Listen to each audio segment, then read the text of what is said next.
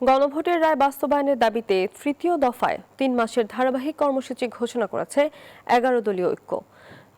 বৃহস্পতিবার রাজধানীর মগবাজারে জামায়াতের দলীয় কার্যালয়ে বৈঠক শেষে সংবাদ সম্মেলন করে কথা বলেন ১১ দলীয় ঐক্যের সমন্বয়ক হামিদুর রহমান আজাদ।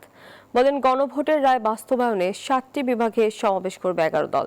এর মধ্যে ১৬ মে রাজশাহী, ১৩ জুন চট্টগ্রামে, ২০ জুন খুলনা, ২৭ জুন ময়মনসিংহ, ১১ জুলাই রংপুর, ১৮ জুলাই বরিশাল এবং ২৫ জুলাই সিলেটে সমাবেশ করবে তারা। অক্টোবরে ঢাকায় মহাসমাবেশ করার ঘোষণাও দিয়েছে ১১ দল।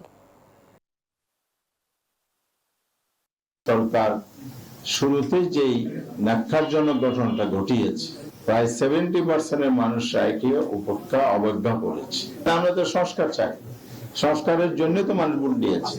এখানে চলচাতুরি করে অন্যদিকে ডাইভার্ট করার কোনো সুযোগ নেই। রাজপথে তো আছি এবং রাজপথেই সমাধান করতে হবে। সরকার যদি উদ্যোগ না নেয় তাহলে এটা পার্লামেন্টের সমাধান হওয়া কঠিন হয়ে যাচ্ছে। Bashundhara public school and college 2026 শিক্ষাবর্ষে ভর্তি চলছে।